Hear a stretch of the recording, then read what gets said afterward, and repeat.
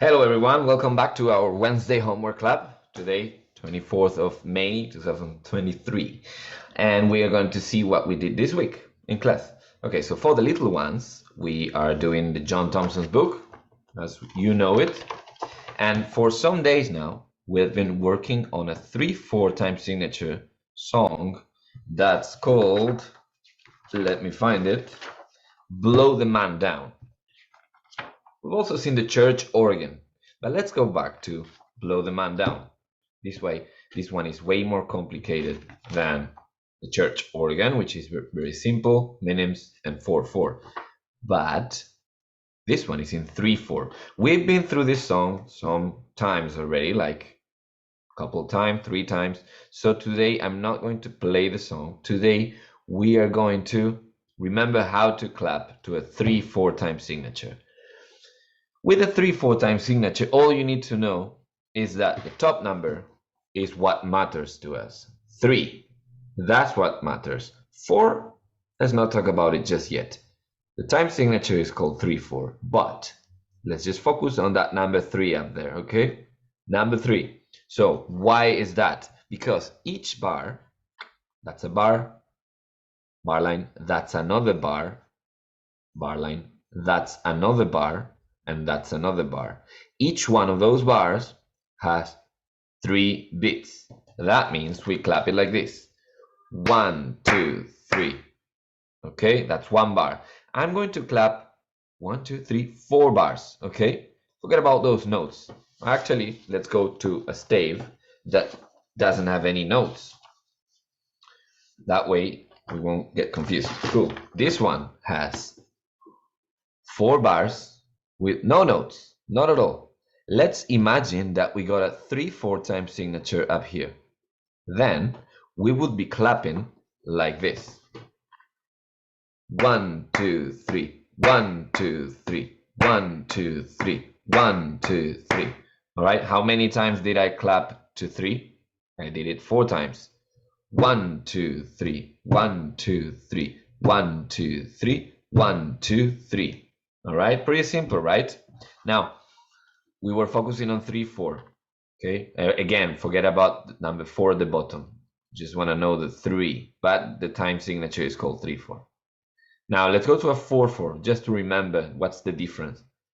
Focus on the top number, number 4. That means each bar has 4 beats. So let's clap 4 bars of 4/4 time signature. 1, 2, 3, 4, 1, 2, 3, 4, 1, 2, 3, 4, 1, 2, 3, 4. You see? So easy. And then we got another time signature called 2/4. Again, let's focus on the top number, number 2, yeah? Okay, so how would that go? It's 2 beats per bar. So let's clap 4 bars. 1, 2, 1, 2, 1, 2, 1, 2. All right? Just like that. 1, 2, 1, 2, 1, 2, 1, 2. Super easy. Now remember, blow the man down. Let me go find it again. Blow the man down. It's 3/4 time signature. 3/4. That means 1, 2, 3, 1, 2, 3, 1, 2, 3, 1, 2, 3. Okay? Little extra information for you. This is a crotchet. It lasts 1 beat. So if we have 3 crotchets, 1, 2, 3, we already have those 3 beats. And then we finish with the bar. Then the next bar has 3 more beats, 3 more crotchets. 1, 2, 3. Same happens with the third bar. What about this 4th bar? That's not a crotchet. That is a dotted minim. You see, it's a minim with a little dot. That dotted minim lasts 3 beats exactly. So we can only fit 1 dotted minim in a bar. 1, 2, 3. All right, that was what we're looking at with the little ones. Now, with my piano students, we've been doing Ode to Joy, we've been doing learning how to improvise, we've been doing lots of stuff, more advanced. But now, this week, we just started with the book John Thompson, the one that the little ones have. But we're doing it so way faster. We're gonna go through the book super fast, and then we're gonna go to the intermediate book, and after that to the advanced group, the advanced book. But we need to start from scratch, just to recap on all we know. So that's what we've been doing this week. We have been recapping on all we know about music. And let's do the same right now. Page number 4. Piano keyboard has musical alphabet. Is 1, 2, 3, 4, 5, 6, 7 notes. And those notes are just like your normal alphabet, only that we stop in G. So A, B, C, D, E, F, G, and stop. And then we start again.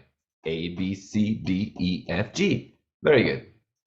Now, let's look at the keyboard itself. Where are those notes here? Well, we always use middle C as the most important note to start with on the piano. Okay, middle C, it's here to the left of the 2 black keys. 2 black keys on the left, we got middle C, right in the middle of the piano. We got another C here. That's not middle C. This is not middle C. And certainly this is not middle C. This is middle C. The one in the middle of the piano. Easy. Okay, now what about it? We got the stave. We're going to start learning how to read music. So the stave has 5 lines, and 4 spaces between those lines. Okay, very important. We have clef. The treble clef indicates we need to play with the right hand.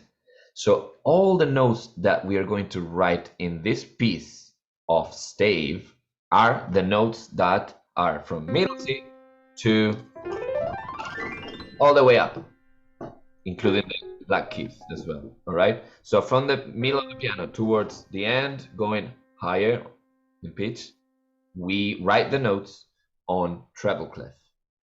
And bass clef, it's a different clef sign, and we use it to write the notes that are from middle C again towards all the way down. So treble clef, bass clef. Remember, middle C, it's always there. And how do we write middle C? Just like that. You see at the very bottom of the treble clef stave, it's middle C. It has a little line in the middle C. It's not even touching the stave. It's underneath the stave, all right? Not even touching it, you see? And we play with finger number 1, right hand. Now the same middle C, but with the left hand, also finger number 1, we write it on bass clef, and we put it at the top, the very top of the stave. It's not even touching it. It's at the top, above it, like flying above the stave. Now, next page is what I just explained to the little ones about time signatures and how to clap them.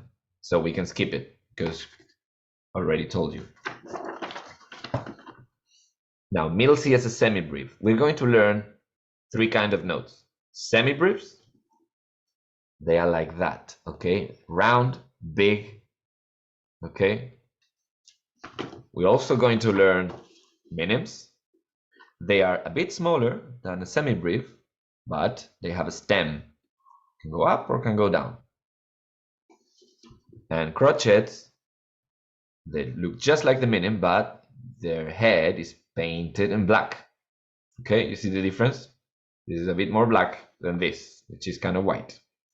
And actually, in Spanish, we call them the black notes and the white notes. But this is not Spanish, so forget it. All right, so semibriefs, they last for 4 beats. So we play them once, 1, 2, 3, 4, and release. Okay, again, 1, 2, 3, 4. Very good. Now with minims, it's the same thing. A minim lasts 2 beats instead of 4. Only 2. So we do 1, 2. Okay, only for 2 beats. 1, 2. Nice. And crotchets, they last one beat, only one. So we do one, right? One. So for example, in a 4/4 bar, we've got 4 crochets in a bar because we have 4 beats in a bar. Each crochet represents each beat. So 1, 2, 3, 4. So easy, right? 1, 2, 3, 4. And then with the left hand, the same middle C. 1, 2, 3, 4. Sorry, I just hit B by mistake. 1, 2, 3, 4. 1, 2, 3, 4. Okay, so now that we know that, we can start playing our first song, The Train. The train goes like this. Look, first we got a semibrieve on the first bar. Semibrieve, and that's middle C. So let's play it. 1, 2, 3, 4. Great. Also, right hand, because we don't have anything on the left hand. Nothing. So no left hand, only right. Middle C. 1, 2, 3, 4. Then we got, for the first time, D with the second finger. D is also underneath the stave, but it's touching the line, touching the first line, and it doesn't have any line in the middle, like it's not crossed. That's for you to recognize how D looks like. And we play with the second finger. D. In this case, it's a semibrieve, so also it lasts 4 beats. 1, 2, 3, 4. All right. So on the third bar, we start to see for the first time our minims. So it's C and D, but as minims. So 1, 2, 3, 4. 1, 2, 3, 4. On the fourth bar, we have exactly the same, C and D as minims. 1, 2, 3, 4. And then on the last line, we've got again C and D, C and D, but as crochets. So 1, 2, 1, 2. And then same thing on the next bar. 1, 2, 1, 2. And on the last 2 bars, we got 4 crochets, C, middle C, and then again 4 more crochets, middle C. 1, 2, 3, 4. 1, 2, 3, 4. So I'm just gonna play the whole song for you. I'm just trying to. There you go. So 1, 2, 3, 4. 1, 2. Oh, it stopped working. Sorry. I go again. 1, 2, 3, 4. 1, 2, 3, 4. 1, 2, 3, 4. 1, 2, 3, 4. 1, 2, 3, 4. 1, 2, 3, 4. 1, 2, 3, 4. 1, 2, 3, 4. Very good. All right. Now, for next week, we'll continue with more, and I'm sure that in no time we'll get through the book, and we'll have to get book number 2, part 2, to keep improving and learning piano. All right. I'm sure that all these you already knew, but it's really good to have a little recap every now and then. This is a basic music for you. Okay, so with my music theory students, we were looking at the circle of fifth up to 4 crochets, up to 4 sharps. Now we're gonna see the circle of fifth up to 4 flats. So let me show you on screen. Okay, so let us write again let's draw again that little pizza that we like so much. So let me just see if I can properly draw a circle. That's our circle. Okay, let's have our first slice of pizza. First slice. Ooh, it's all wonky. First slice.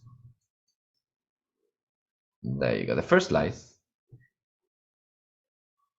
is, let me just draw the inner circle as well. Because remember, the outer circle is major keys and the inner circle is minor keys. Okay, so the first pizza slice with no sharps and flats, we got C major, and the minor one, it's A minor. Okay, we've already seen all the pizza slices that have sharps, at least up to 4. Okay, let us write it again. So with 1 sharp, I'll just write the sharp symbol here, and then it's 1 sharp, 2 sharps, 3 sharps, and 4 sharps. Okay, the major keys are G major with 1 sharp, and the minor is E minor. D major with 2 sharps, and the minor is B minor. A major with 3 sharps, and the minor is F sharp minor. Then we got E major with 4 sharps, and the minor is C sharp minor. Great. Now let's look at the flats. So we got the first pizza slice, the second one, the third, and also the fourth pizza slice. So again, I'll do the big flat here, and I'll call them 1 flat, 2 flats, 3 flats, and 4 flats. All right, so last week we were looking at this in depth, and we were memorizing. So today, let's just have a little recap. So with the major ones, so we got F major with 1 flat, and the minor is D minor with 1 flat. With 2 flats, we've got B flat. All right, remember, very important, B flat, not B. It's B flat. It's a different note. It's the difference between this, that's B, and this is B flat. So it's a totally different note. Even if it has something similar in its name, it's a different note. B flat. It's not B. Okay, B flat. And then the minor is G minor. With 3 flats, we've got E flat again. It's not E, it's E flat. All right, so E flat, and the minor is C minor. And with 4 flats, we got A flat again. Remember, not A, but A flat. And the minor is F minor. Okay, you should now know this by heart. This is all you need for your grade 3, at least regarding key signatures. Pause it, take a screenshot, whatever you need, but learn this for the next lesson, because I'm going to ask you. I won't spare anyone. So I'm going to ask you, so just learn it by heart, please. You should know it already. And I know you actually do. Just refresh it. All right, so that was all for today, and I'll see you in class. Bye-bye.